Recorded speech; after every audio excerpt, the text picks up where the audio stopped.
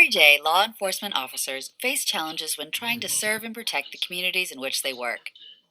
In order to better understand and overcome these challenges, a department may emphasize an overarching philosophy that influences behavior and infrastructure. Community oriented policing is a philosophy that promotes partnerships between law enforcement and community members to proactively address public safety issues. It emphasizes organizational structures designed to support connections among community members and allow for cooperation among citizens and officers. Preventing crime, solving problems, and preserving justice can seem impossible when community members disregard, misunderstand, or resist the tactics of police. However, when the community and the police can work together, these goals become much more achievable. When community oriented policing is successful, citizens can have more control over their quality of life by actively participating in the identification and solution of community problems. This in turn makes police work safer and more effective. With community members and police acting as allies, neighborhoods become safer and crime is prevented.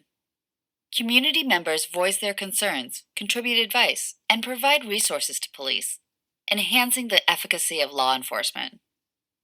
Because of the focus on collaboration with the community, community oriented policing is often viewed as a way to enhance citizen satisfaction and police legitimacy. In order for a police force to be viewed as legitimate, it must be lawful and unbiased. Citizens must feel that they understand police actions and can trust the motivation of officers. Police legitimacy is the foundation of police authority. When a community views its police as biased or corrupt rather than legitimate, it ceases to respect the authority of police, which greatly diminishes officers' ability to be effective. One main goal of community oriented policing is to increase police legitimacy by enhancing public trust in law enforcement. Citizens should feel officers' top priority is protecting the best interests of the community.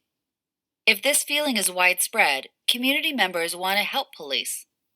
Working together, the community and police department can achieve the common goal of creating a safer, better society. Community oriented policing supplements crime control tactics with strategies to address disorder and neglect, reducing residents' fear of crime. When community members are less fearful, they tend to be more inclined to take an active role in preserving peace and safety in their neighborhoods. Provided this sense of power, citizens are more likely to institute and support community organizations and programs, which defend against lawlessness and encourage social responsibility. This decreases the number of problems the community faces and allows community members and police to focus energy and resources on problems they find most pressing. Community-oriented policing is a relatively new term for what is actually an old concept. Centuries ago, policing was a task villagers and townspeople took on together. Community volunteers would act as watchmen, and neighbors would warn one another of possible dangers. Constables and sheriffs were among the first official law enforcement officers, and they were typically considered prominent community leaders. Researchers have suggested that the separation of the police from the community began in the early 1900s, when there was a reform in government and a cultural shift towards professionalism. Police departments instituted centralized control, designed to ensure standard operating procedures and an unbiased atmosphere.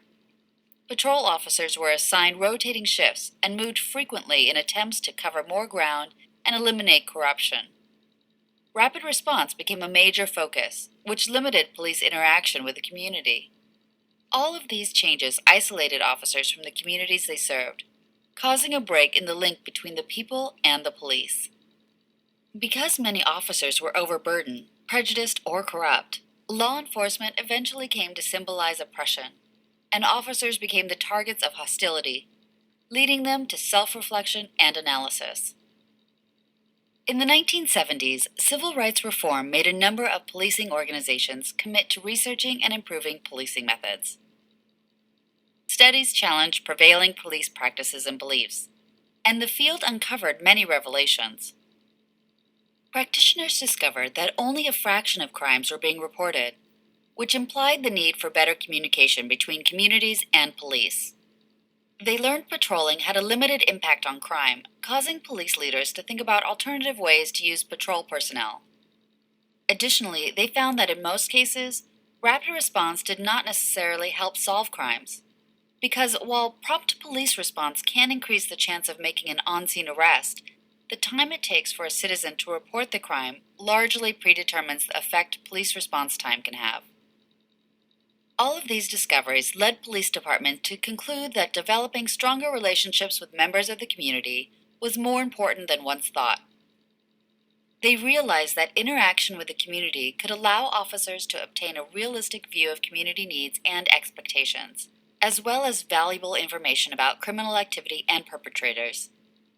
Ultimately, these core beliefs led to the advancement of community-oriented policing throughout the 1980s, 1990s, and new millennium. Today, the need for community-oriented policing is as real as ever. As populations continue to diversify, society's values and expectations are changing quickly and creating new challenges for law enforcement. Although much progress has been made, it takes time and effort to break down the barriers of mistrust and apathy so meaningful relationships can be formed. Until citizens and law enforcement build mutual bonds of interest and trust, policing will fail to produce desired results. Only when community members genuinely believe the police are interested in community perspectives and problems will they begin to view law enforcement as a welcome part of the community. And only when police feel safe and welcome in communities will they be able to thoroughly contribute to the prosperity of the community. Police departments must make a continued effort to ask the community for help and support by implementing and promoting outreach programs.